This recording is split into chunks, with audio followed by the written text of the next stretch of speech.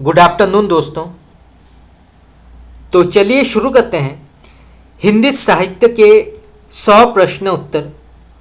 तो जैसे कि आप सब जानते हैं कि हम हर दिन आदिकाल, भक्तिकाल, रीतिकाल, आधुनिक काल, विभिन्न प्रकार के गद्य विधाएं, हिंदी भाषा और भी जो विभिन्न प्रकार के गद्य विधाएं हैं उनसे जुड़े प्रश्न उत्तर की चर्चा करते हैं जो विभिन्न प्रकार के प्रतियोगी परीक्षा में पूछा गया है। तो अगर आपने अभी तक मेरे पहले के क्लासेस नहीं देखे हैं तो आप जाके देख सकते हैं। इसके अलावा हमने हिंदी ग्रामर के भी बहुत सारे टॉपिक डिस्कस किए हैं, जैसे पर्यायवाची शब्द, अनेकार्थक शब्द, विलोम शब्द, मुहावरे, लोकोक्तियाँ, तत्सम, तद्भव शब्दों की चर्चा हमने की है। इसके अलावा हमने हिंदी साहित्य के कई मैराथन क्लासेस किए हैं जिसमें 1000, 1100, 2000 प्रश्न उत्तर की चर्चा हमने की है। तो अगर आपने अभी तक नहीं देखा है तो आप जाके देख सकते हैं। तो चलिए शुरू करते हैं। पहला सवाल तो यहाँ पे पूछा गया है, राजस्थानी भाषा और साहित्य पुस्तक के लेखक का नाम क्या है। ये प्रश्न आपका नेट में कई बार पूछा गया है तो आप इसको नोट कर सकते हैं। तो राजस्थानी भाषा और साहित्य पुस्तक के लेखक का नाम क्या है, तो इसके लेखक हैं option number B, Motilal Menaria. तो आपका बी ऑप्शन यहाँ पे सही है। मोतीलाल मेनारिया जो हैं ये राजस्थानी भाषा और साहित्य पुस्तक के लेखक हैं। तो आपका बी ऑप्शन यहाँ पे सही होगा, आप इसको नोट कर सकते हैं। चलिए आगे बढ़ते हैं। इनमें से कौन सा काव्य ग्रंथ नहीं माना जाता, तो इनमें से कौन सा काव्य ग्रंथ के अंतर्गत नहीं आता है, तो इसका सही उत्तर होगा आपका ऑप्शन नंबर सी, रसज्ञ रंजन। तो आपका सी ऑप्शन यहाँ पे सही है। रसज्ञ रंजन जो है ये काव्य ग्रंथ के अंतर्गत नहीं आता है, ये जो है निबंध संग्रह के अंतर्गत आता है। तो आपका सी ऑप्शन यहाँ पे सही है, आप इसको नोट कर सकते हैं। तो रसज्ञ रंजन जो है ये निबंध संग्रह के अंतर्गत आता है, तो आप इसको नोट कर सकते हैं। चलिए आगे बढ़ते हैं। शंबुक वध के रचनाकार का नाम क्या है, तो शंबुक वध के रचनाकार का नाम क्या है या लेखक का नाम क्या है, तो इसके लेखक हैं ऑप्शन नंबर बी, जगदीश गुप्त। तो आपका बी ऑप्शन यहाँ पे सही है, जगदीश गुप्त इसके लेखक हैं, तो आप इसको नोट कर सकते हैं। चलिए आगे बढ़ते हैं। यहाँ पे प्रश्न पूछा गया है, गोरखबानी नामक पुस्तक के संपादक का नाम क्या है। ये प्रश्न भी आपका नेट में कई बार पूछा गया था, तो आप इसको नोट कर सकते हैं। और पीजीटी परीक्षा 2003 में भी ये प्रश्न पूछा गया है।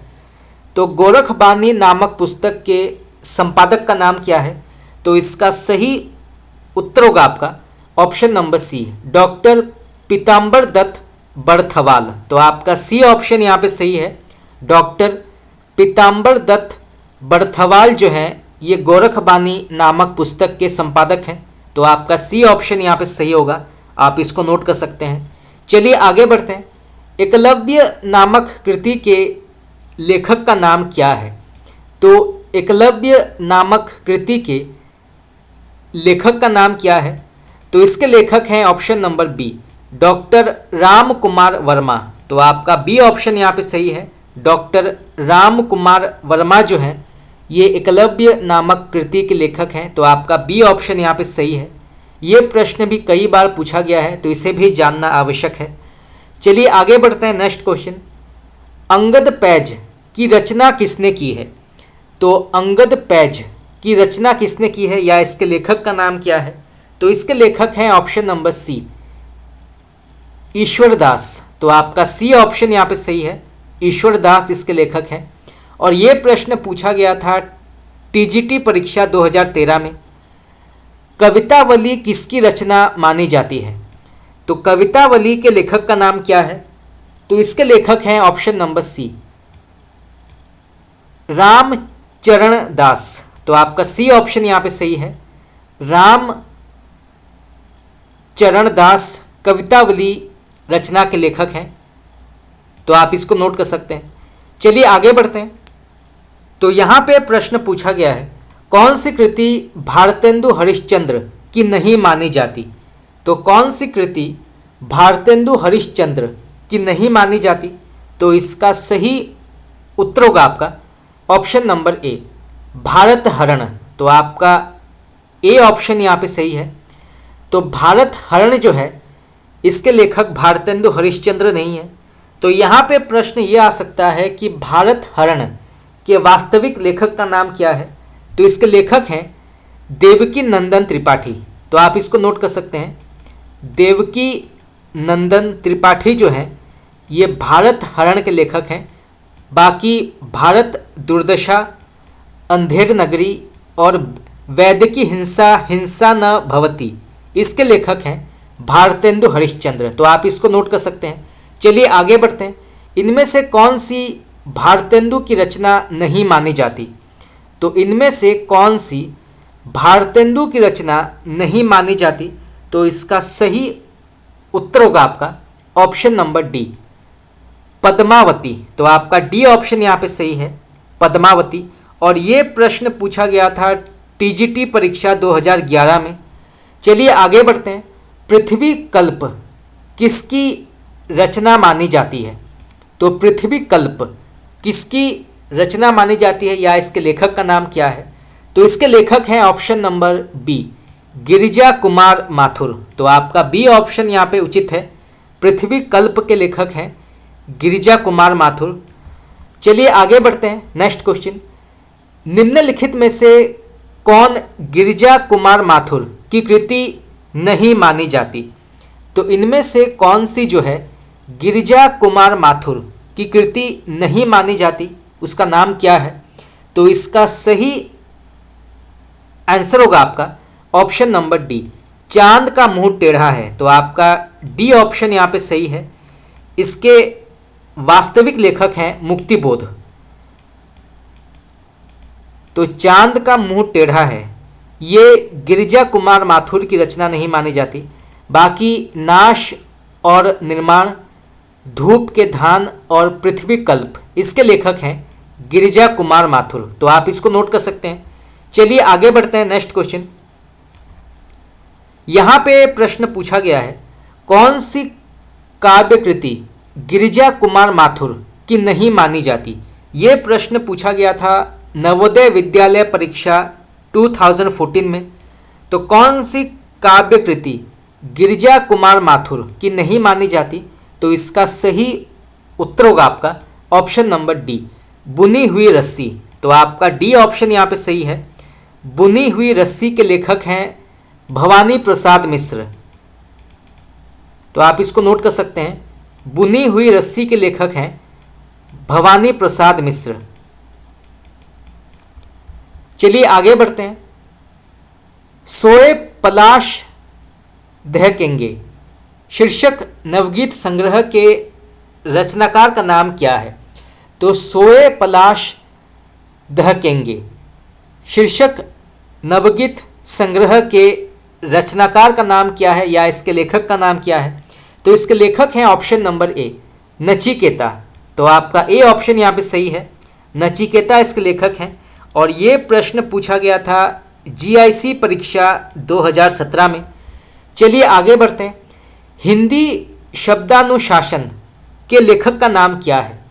बहुत ही आसान प्रश्न है और कई बार पूछा गया है, तो आप इसको नोट कर सकते हैं। तो हिंदी शब्दानुशासन के लेखक का नाम क्या है? तो इसके लेखक हैं option number B, Kishoridas Vajpeyi. तो आपका बी ऑप्शन यहाँ पे उचित है, किशोरीदास वाजपेयी जो हैं ये हिंदी शब्दानुशासन के लेखक हैं। चलिए आगे बढ़ते हैं। नेक्स्ट क्वेश्चन,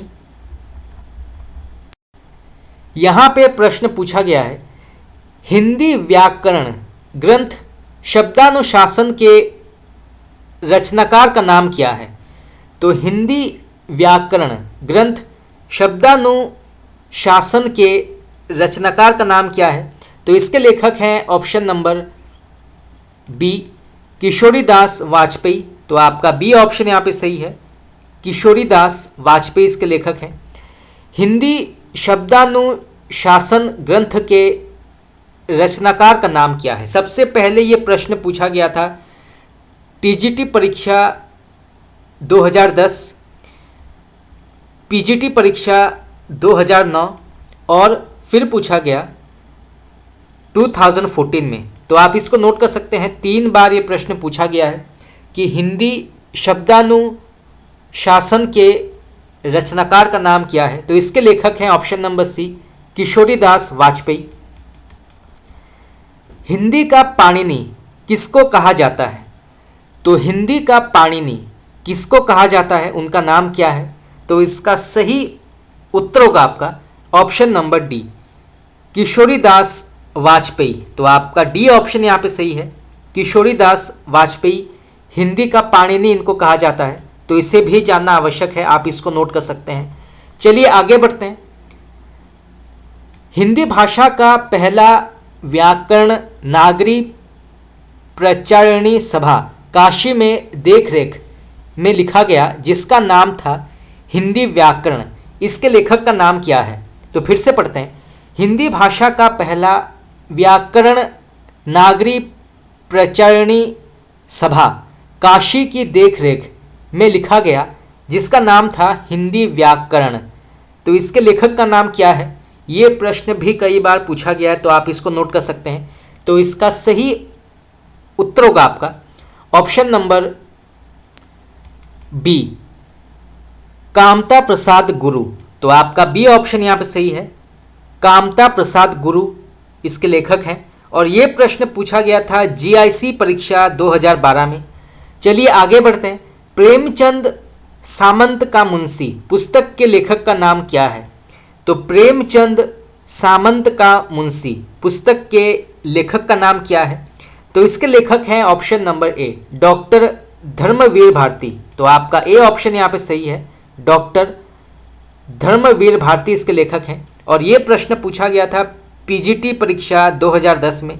तो आप इसको नोट कर सकते हैं, ये प्रश्न भी कई बार पूछा गया है। चलिए आगे बढ़ते हैं। ठंडा लोहा के रचनाकार का नाम क्या है? तो ठंडा लोहा के लेखक का नाम क्या है? तो इसके लेखक हैं option number B, doctor Dharamvir Bharati. तो आपका बी ऑप्शन यहाँ पे उचित है, आप इसको नोट कर सकते हैं। चलिए आगे बढ़ते हैं। अंधा युग किसकी रचना मानी जाती है? तो अंधा युग किसकी रचना मानी जाती है?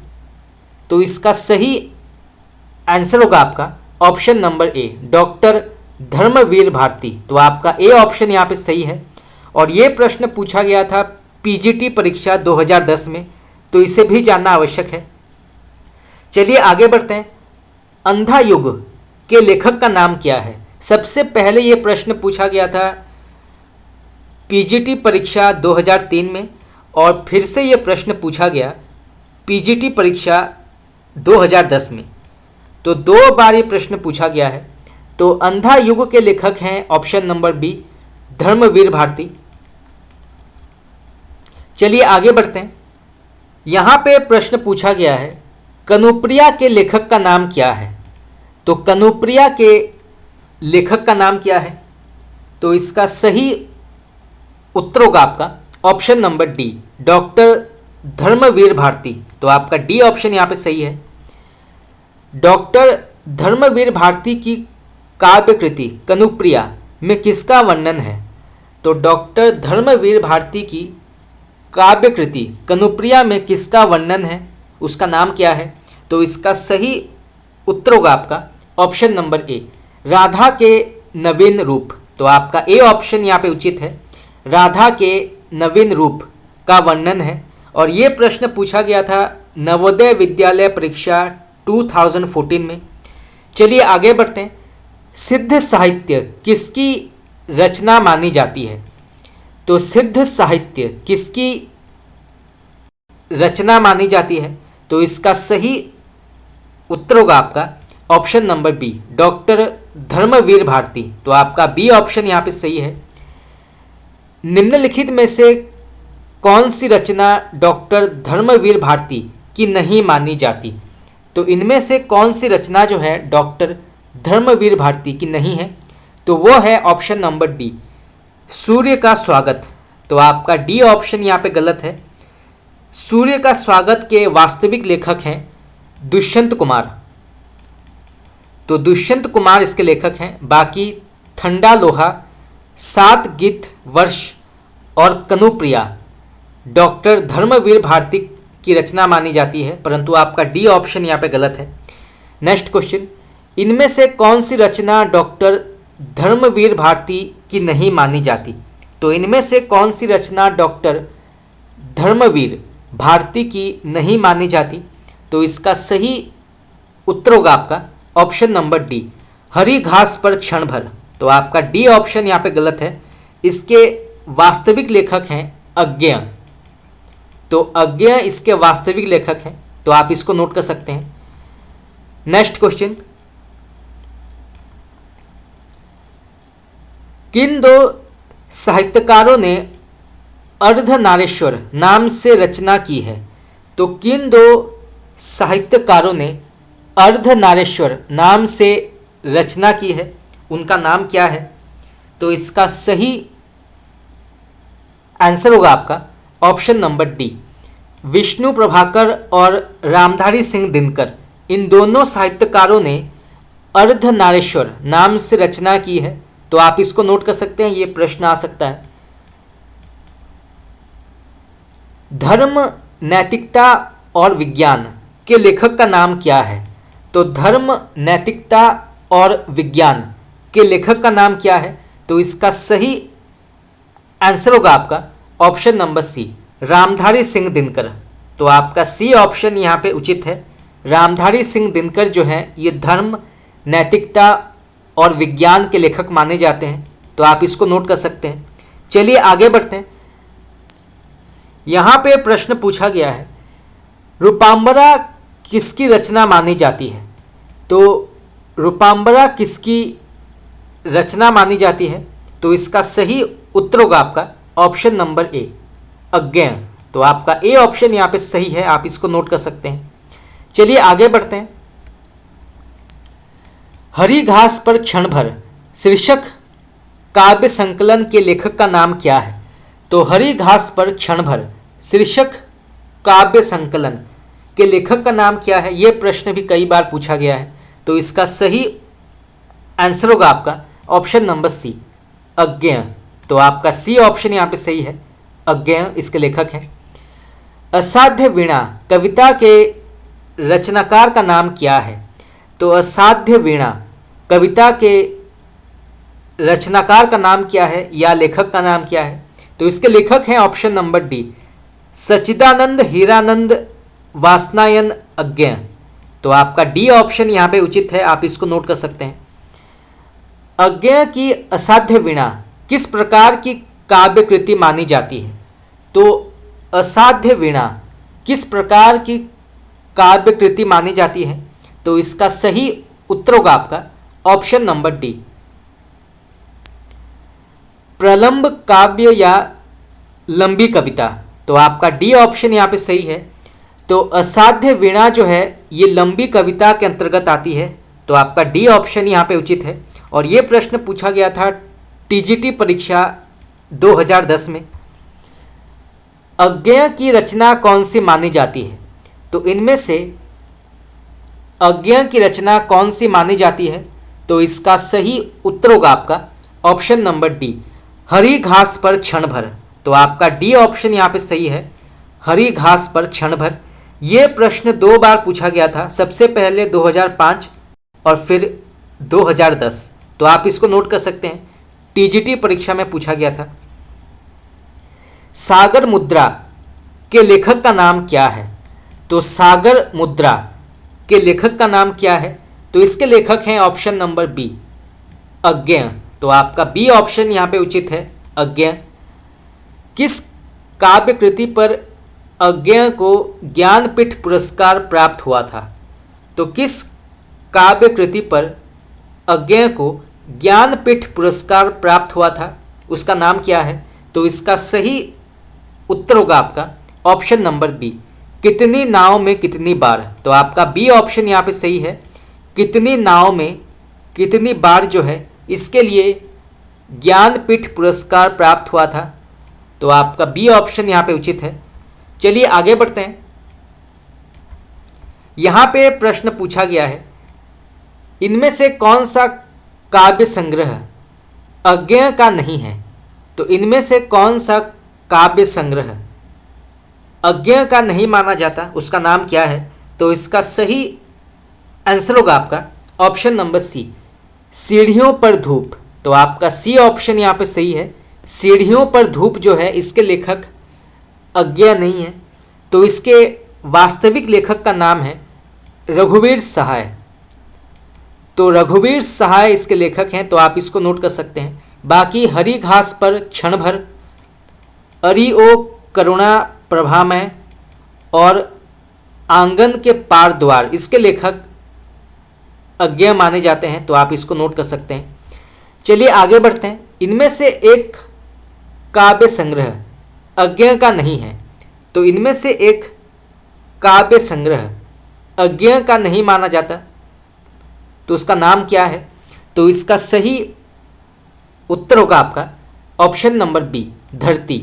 तो आपका बी ऑप्शन यहाँ पे सही है। धरती जो है इसके वास्तविक लेखक हैं त्रिलोचन।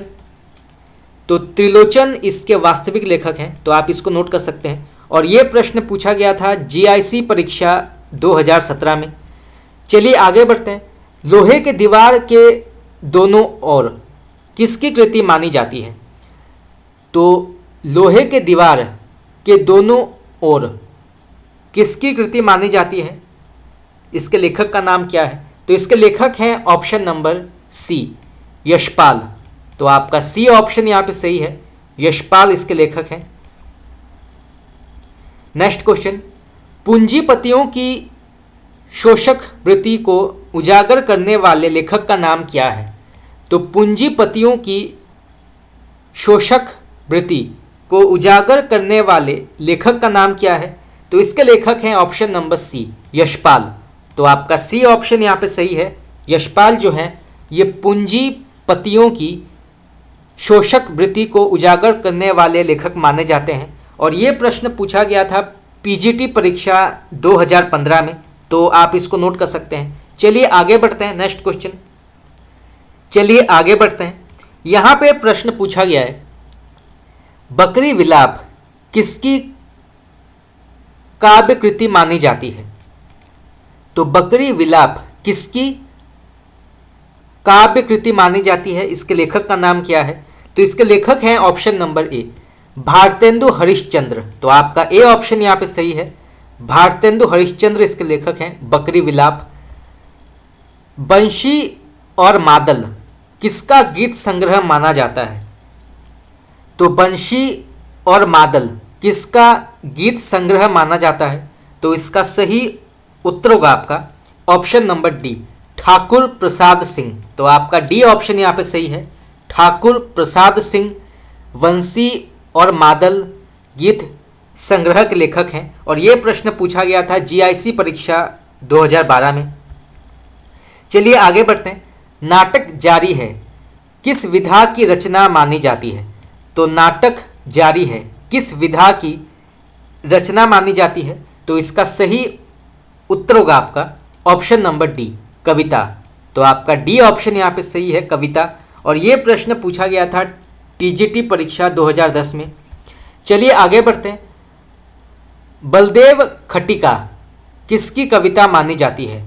तो बलदेव खटिका किसकी कविता मानी जाती है? ये प्रश्न भी कई बार पूछा गया है, तो इसे भी जानना आवश्यक है। तो बलदेव खटिका के लेखक हैं option number B, Leeladhar Jagudi. तो आपका बी ऑप्शन यहाँ पे सही है, बलदेव खटिका के लेखक हैं लीलाधर जगुड़ी। चलिए आगे बढ़ते हैं। नेक्स्ट क्वेश्चन, प्रतिबद्ध कविता के जनक कौन माने जाते हैं?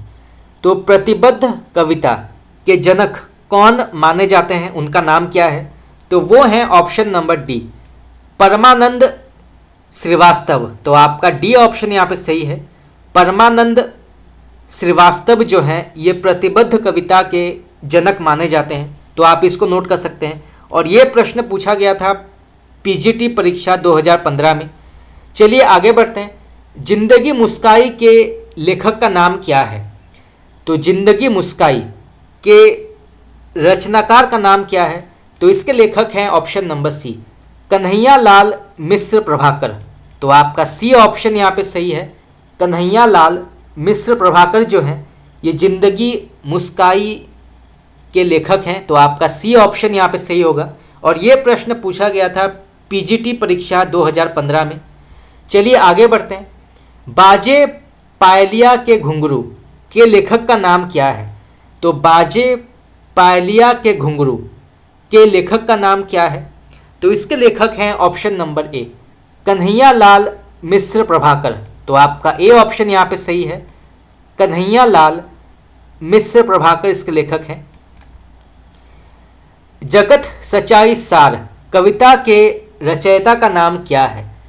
तो जगत सच्चाई सार कविता के लेखक का नाम क्या है? ये प्रश्न भी कई बार पूछा गया है, तो इसे भी जानना आवश्यक है। तो इसका सही आंसर होगा आपका ऑप्शन नंबर सी, श्रीधर पाठक। तो आपका सी ऑप्शन यहाँ पे सही है। श्रीधर पाठक जगत सच्चाई सार के लेखक हैं। और यहाँ से प्रश्न ये भी आ सकता है कि जगत सच्चाई सार किस विधा की रचना मानी जाती है? तो ये जो है कविता के अंतर्गत आती है। चलिए आगे बढ़ते हैं। यहाँ पे प्रश्न पूछा गया है, कली कौतुक रूपक के लेखक का नाम क्या है? तो कली कौतुक रूपक के लेखक का नाम क्या है? तो इसके लेखक हैं option number B, Pratap Narayan Mishra. तो आपका बी ऑप्शन यहाँ पे सही है। प्रताप नारायण मिश्र इसके लेखक हैं। रविंद्र कविता कानन के लेखक का नाम क्या है? तो रविंद्र कविता कानन के लेखक का नाम क्या है? तो इसके लेखक हैं ऑप्शन नंबर ए, निराला। तो निराला इसके लेखक हैं। आपका ए ऑप्शन यहाँ पे सही है। चलिए आगे बढ़ते हैं। हृदय का मधुभार काव्य रचना के लेखक का नाम क्या है? तो हृदय का मधुभार काव्य रचना के लेखक का नाम क्या है? तो इसके लेखक हैं ऑप्शन नंबर ए, आचार्य रामचंद्र शुक्ल। तो आपका ए ऑप्शन यहाँ पे सही है। आचार्य रामचंद्र शुक्ल जो हैं ये हृदय का मधुभार के लेखक हैं। रस मीमांसा नामक आलोचना पुस्तिका के लेखक का नाम क्या है? तो रस मीमांसा नामक आलोचना पुस्तिका के लेखक का नाम क्या है? तो इसके लेखक हैं ऑप्शन नंबर सी, आचार्य रामचंद्र शुक्ल। तो आपका सी ऑप्शन यहाँ पे सही है। आचार्य रामचंद्र शुक्ल इसके लेखक हैं। तो इसे भी जानना आवश्यक है, आप इसको नोट कर सकते हैं। चलिए आगे बढ़ते हैं। नेक्स्ट क्वेश्चन, निम्नलिखित में से किस आलोचना ग्रंथ के लेखक का नाम सही नहीं है? तो इनमें से कौन सा आलोचना ग्रंथ के लेखक का नाम सही नहीं है? तो इसका सही आंसर होगा आपका ऑप्शन नंबर ए, रस मीमांसा के लेखक आचार्य हजारी प्रसाद द्विवेदी नहीं है। तो आपका ए ऑप्शन यहाँ पे गलत है। इसके वास्तविक लेखक हैं आचार्य रामचंद्र शुक्ल। बाकी कबीर मीमांसा के लेखक हैं रामचंद्र तिवारी, ये सही है। तुलसी काव्य मीमांसा के लेखक हैं उदय भानु सिंह, ये भी सही है। और निराला की साहित्य साधना भाग 1 और भाग 2 इसके लेखक डॉक्टर राम विलास शर्मा, ये भी सही है। परंतु आपका ए ऑप्शन यहाँ पे गलत है, तो आप इसको नोट कर सकते हैं। चलिए आगे बढ़ते हैं। समीक्षात्मक कृति आलोचना का पक्ष के लेखक का नाम क्या है? तो समीक्षात्मक कृति आलोचना का पक्ष के लेखक का नाम क्या है? तो इसके लेखक हैं ऑप्शन नंबर सी, रमेश चंद्र शाह। तो आपका सी ऑप्शन यहाँ पे सही है, रमेश चंद्र शाह। और ये प्रश्न पूछा गया था जीआईसी परीक्षा 2015 में। चलिए आगे बढ़ते हैं। इनमें से कौन सा समूह आचार्य रामचंद्र शुक्ल की रचनाओं को दर्शाता है? तो इनमें से कौन सा समूह आचार्य रामचंद्र शुक्ल की रचनाओं को दर्शाता है?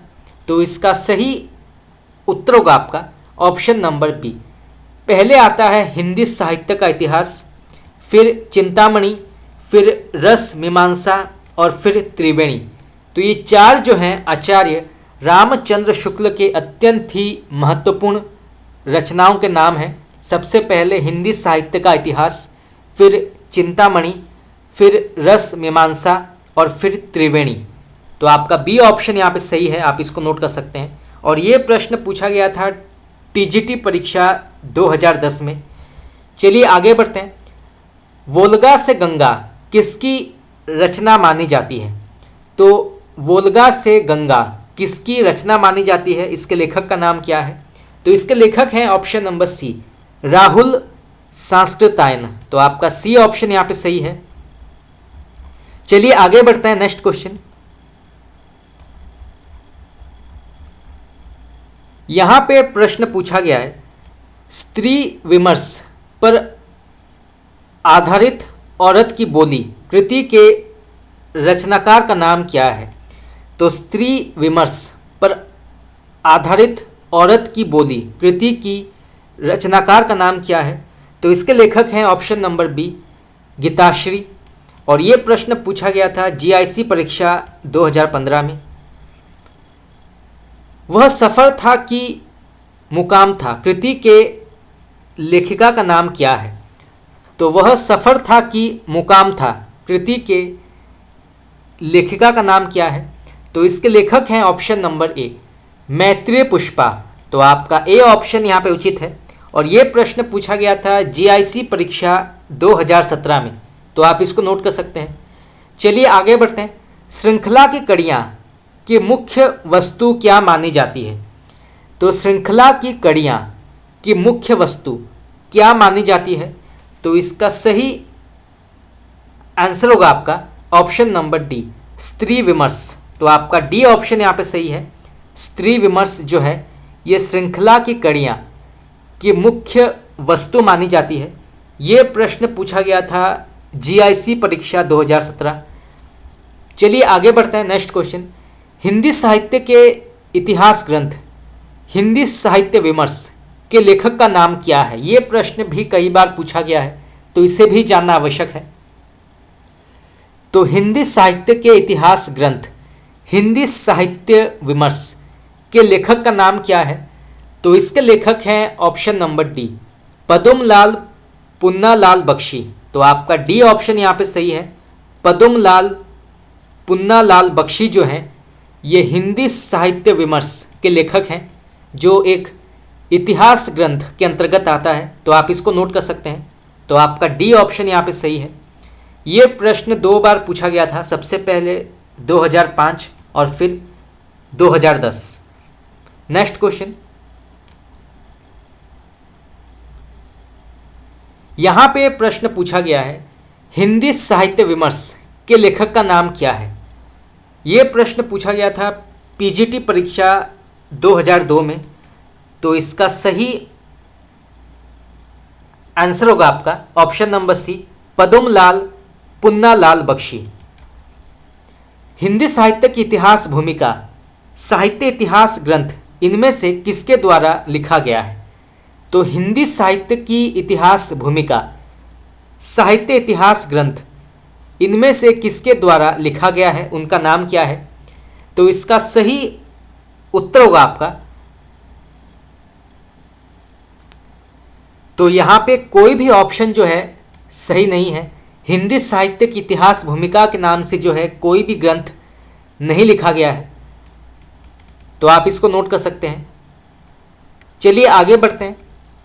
आचार्य रामचंद्र शुक्ल कृत हिंदी साहित्य का इतिहास प्रथम हिंदी शब्द सागर की भूमिका किस शीर्षक से प्रकाशित हुआ था?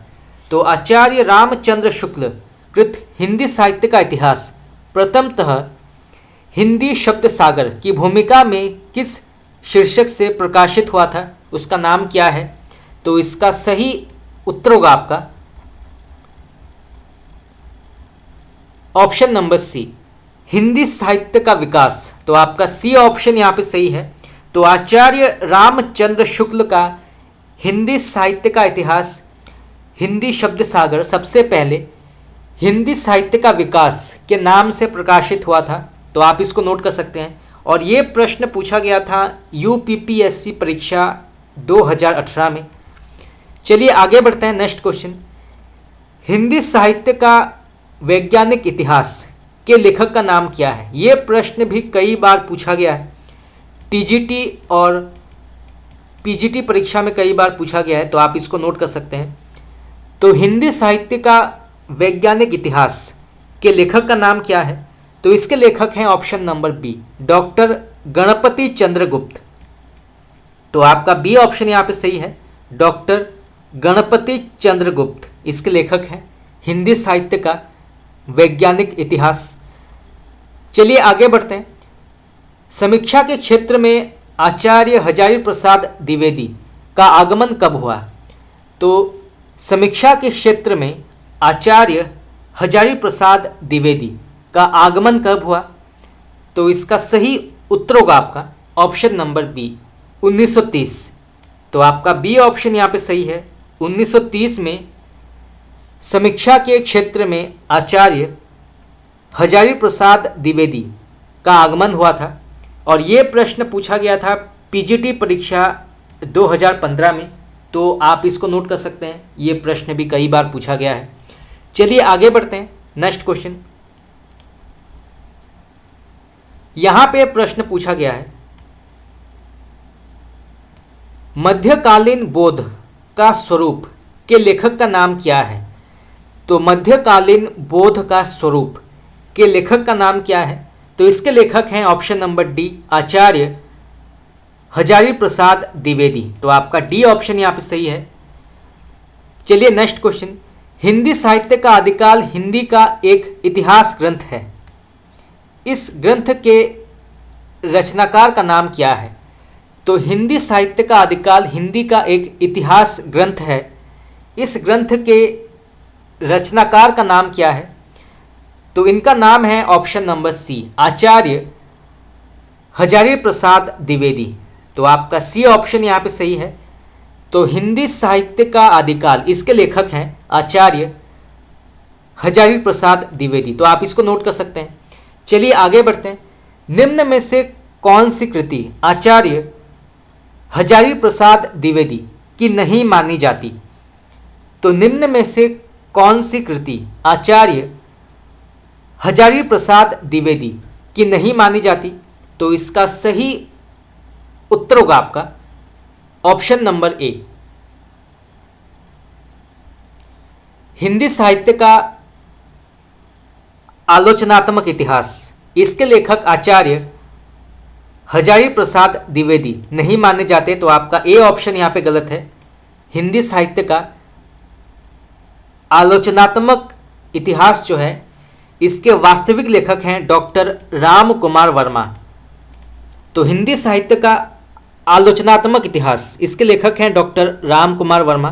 बाकी हिंदी साहित्य की भूमिका, हिंदी साहित्य उद्भव और विकास और हिंदी साहित्य का आदिकाल इसके लेखक हैं आचार्य हजारी प्रसाद द्विवेदी। परंतु हिंदी साहित्य का आलोचनात्मक इतिहास इसके लेखक हैं डॉक्टर राम कुमार वर्मा। तो आप इसको नोट कर सकते हैं।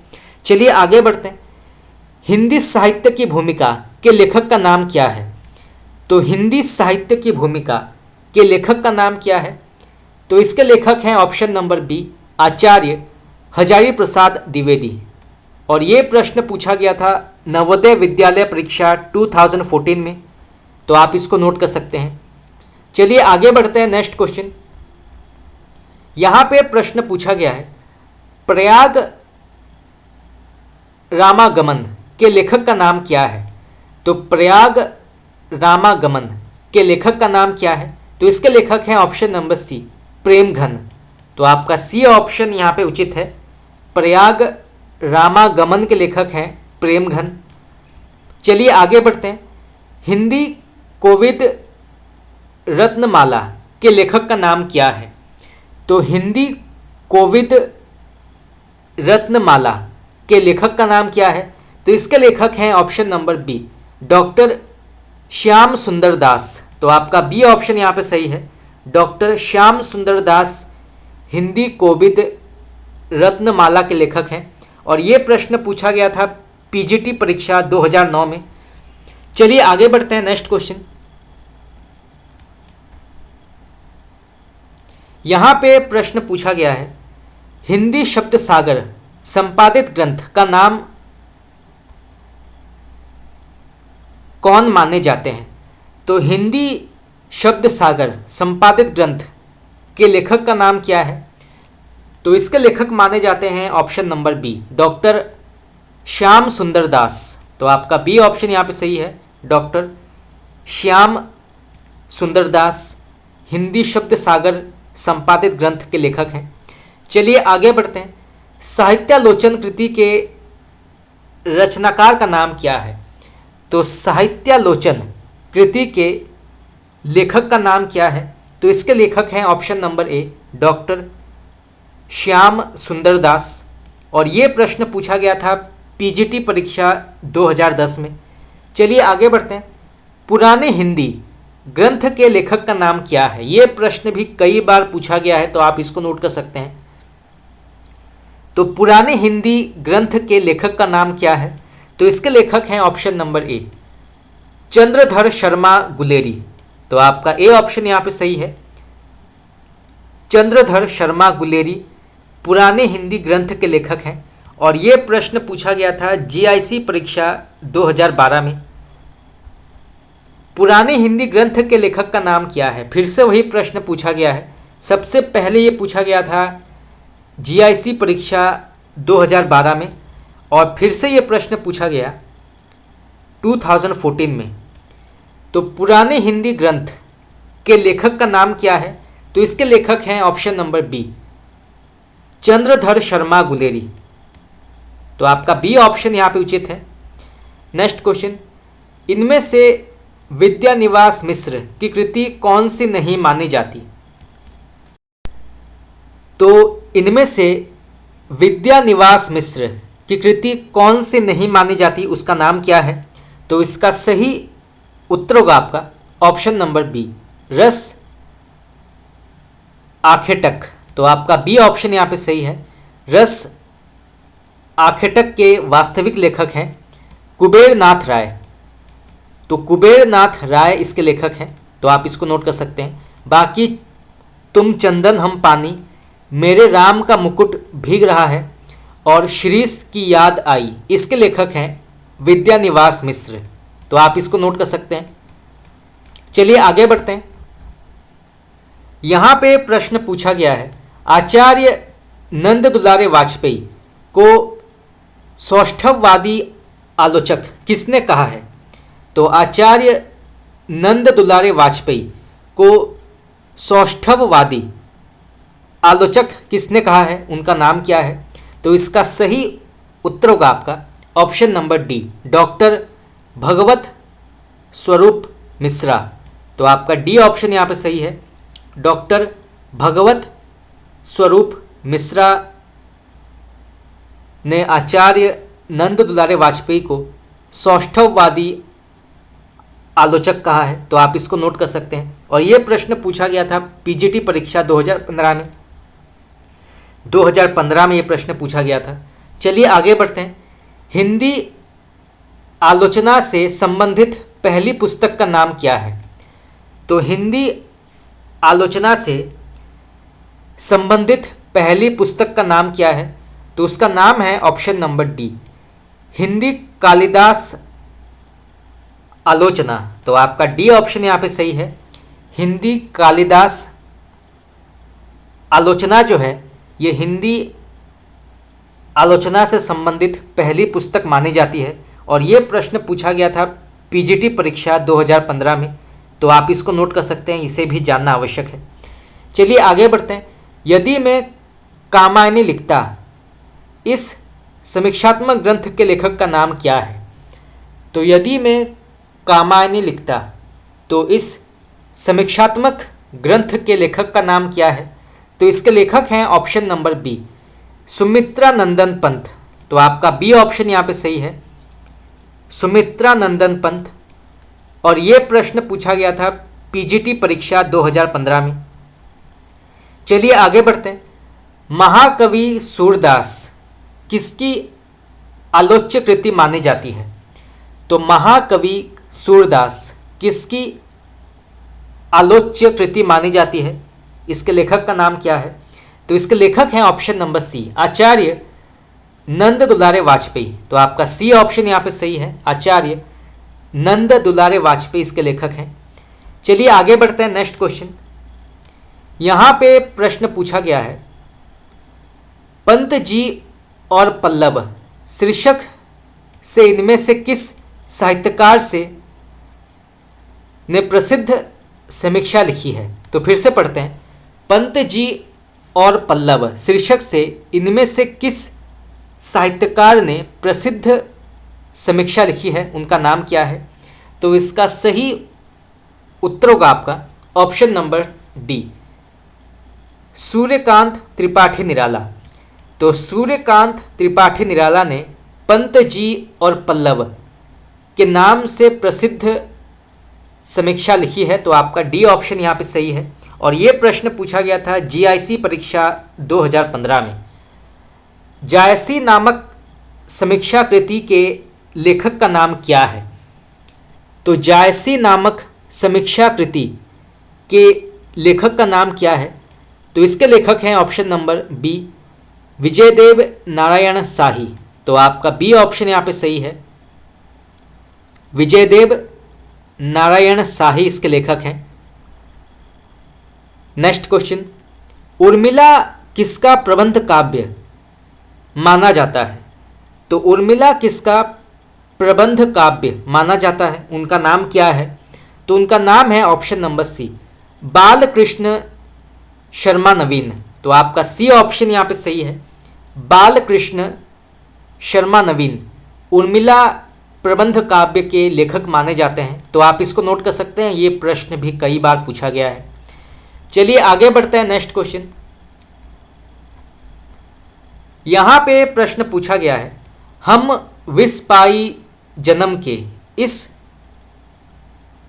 काव्य कृति के रचनाकार का नाम क्या है? तो हम विष पाई जन्म के इस काव्य कृति के लेखक का नाम क्या है?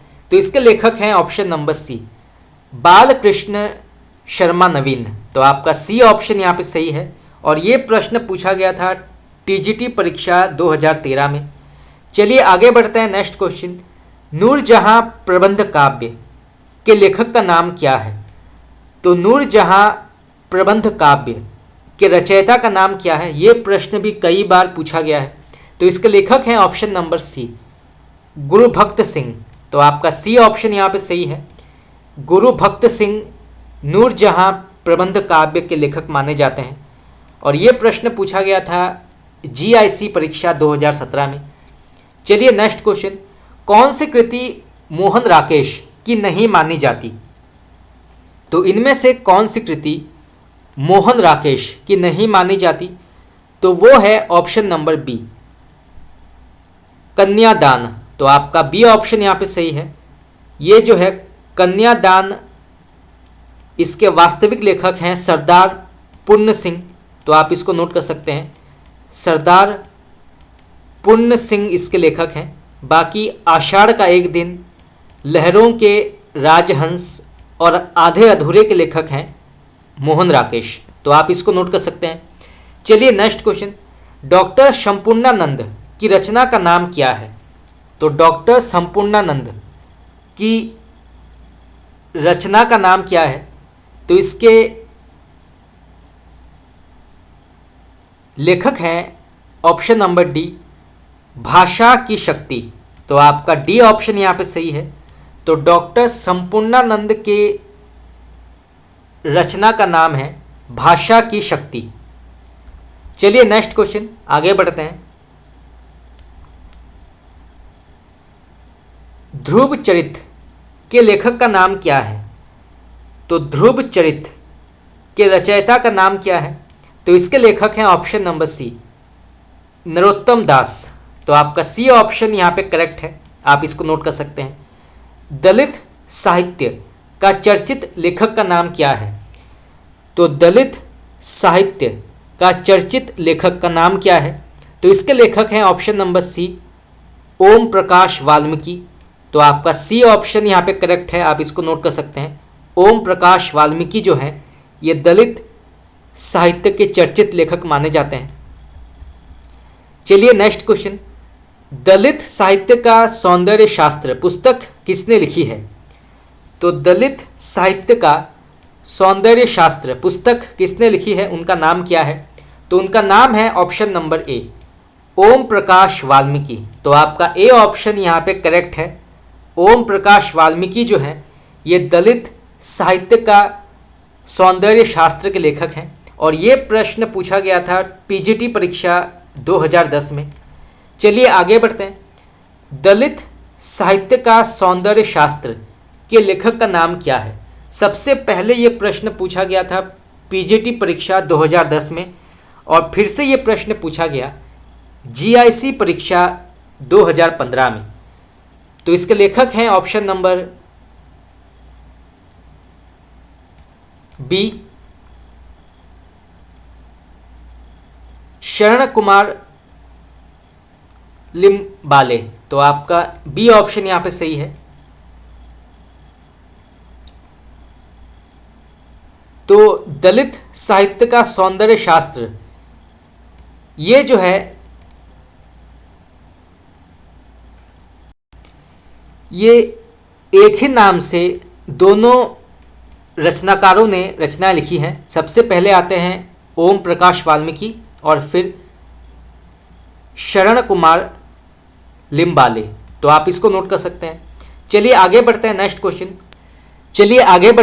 क्वेश्चन, किस रचनाकार ने पौराणिक आख्यानों को अपने उपन्यासों में सर्वथा नए और विश्वसनीय रूप में प्रस्तुत किया है? तो फिर से पढ़ते हैं, किस लेखक ने पौराणिक आख्यानों को अपने उपन्यासों में सर्वथा नए और विश्वसनीय रूप से प्रस्तुत किया है, उनका नाम क्या है? तो उनका नाम है ऑप्शन नंबर ए, नरेंद्र कोहली। तो आपका ए ऑप्शन यहाँ पे सही है, नरेंद्र कोहली इसके लेखक हैं। चलिए आगे बढ़ते हैं, कबीर बाज भी, कपोत भी, पपीहा भी के रचनाकार का नाम क्या है? ये प्रश्न आपका कई बार पूछा गया है, तो आप इसको नोट कर सकते हैं। तो कबीर बाज भी, कपोत भी, पपीहा भी के लेखक का नाम क्या है? तो इसके लेखक हैं option number A, doctor Dharamvir. तो आपका ए ऑप्शन यहाँ पे सही है, डॉक्टर धर्मवीर इसके लेखक हैं। कबीर बाज भी, कपोत भी, पपीहा भी। चलिए नेक्स्ट क्वेश्चन, निशा निमंत्रण के लेखक का नाम क्या है? तो निशा निमंत्रण के लेखक का नाम क्या है? तो इसके लेखक हैं option number B, Harivansh Rai Bachchan. तो आपका बी ऑप्शन यहाँ पे उचित है, आप इसको नोट कर सकते हैं। चलिए आगे बढ़ते हैं, अमन का राग के लेखक का नाम क्या है? तो अमन का राग के लेखक का नाम क्या है? तो इसके लेखक हैं ऑप्शन नंबर सी, शमशेर बहादुर सिंह। तो आपका सी ऑप्शन यहाँ पे सही होगा, शमशेर बहादुर सिंह अमन का राग के लेखक हैं। ये प्रश्न भी कई बार पूछा गया है, तो इसे भी जानना आवश्यक है। चलिए नेक्स्ट क्वेश्चन, यहाँ पे प्रश्न पूछा गया है, मौर्य विजय किसकी रचना मानी जाती है? तो मौर्य विजय किसकी रचना मानी जाती है, इसके लेखक का नाम क्या है? तो इसके लेखक हैं option number B, Siyaram Sharan Gupt. तो आपका बी ऑप्शन यहाँ पे सही है, सियाराम शरण गुप्त इसके लेखक हैं। मौर्य विजय, हल्दी घाटी वीर रस प्रधान प्रबंध काव्य के लेखक का नाम क्या है? तो हल्दी घाटी वीर रस प्रधान प्रबंध काव्य के लेखक का नाम क्या है? तो इसके लेखक हैं ऑप्शन नंबर ए, श्याम नारायण पांडेय। तो आपका ए ऑप्शन यहाँ पे सही है, श्याम नारायण पांडेय इसके लेखक हैं। चलिए नेक्स्ट क्वेश्चन, भविष्यत कहा के रचनाकार का नाम क्या है? तो भविष्यत कहा के लेखक का नाम क्या है? तो इसके लेखक हैं ऑप्शन नंबर सी, धनपाल। तो आपका सी ऑप्शन यहाँ पे उचित है, धनपाल। भविष्यत कहा किसकी रचना मानी जाती है? तो भविष्यत कहा किसकी रचना मानी जाती है या इसके लेखक का नाम क्या है? तो इसके लेखक हैं ऑप्शन नंबर सी, धनपाल। तो आपका सी ऑप्शन यहाँ पे उचित है, आप इसको नोट कर सकते हैं। नेक्स्ट क्वेश्चन, अब्दुल रहमान कृत संदेश रासक किस काव्य के अंतर्गत आता है? तो अब्दुल रहमान कृत संदेश रासक किस काव्य के अंतर्गत आता है? तो इसका सही उत्तर होगा आपका ऑप्शन नंबर बी, खंड काव्य। तो ये जो है खंड काव्य के अंतर्गत आती है, तो आपका बी ऑप्शन यहाँ पे करेक्ट है, आप इसको नोट कर सकते हैं। और ये प्रश्न पूछा गया था पीजीटी परीक्षा 2010 में। तो दोस्तों इसी के साथ हमारा आज का क्लास यहाँ पे समाप्त हुआ। आज जो है हमने कुछ और महत्वपूर्ण हिंदी साहित्य के प्रश्न उत्तर की चर्चा की, जिसमें खंड काव्य, इसके अलावा हिंदी साहित्य के जो विभिन्न प्रकार के गद्य हैं, पद्य और पुस्तक हैं, उनसे जुड़े प्रश्न उत्तर की आज हमने चर्चा की। आगे हम और भी प्रश्न उत्तर की चर्चा करेंगे, परंतु अगर आप चाहते हैं कि मैं आपको हिंदी ग्रामर के भी क्लास कंटिन्यू कराऊं तो आप मुझे कमेंट करके बता सकते हैं। हमने कई क्लासेस डिस्कस किए हैं, पर्यायवाची शब्द हो गया, विलोम शब्द हो गया। आगे हम और भी अगर आप चाहते हैं तो मैं आपको प्रश्न उत्तर करा सकता हूं हिंदी ग्रामर के। तो आज के लिए इतना ही। अगर आप लोगों को मेरा क्लास अच्छा लगा तो आप मुझे कमेंट करके बता सकते हैं। Thank you very much.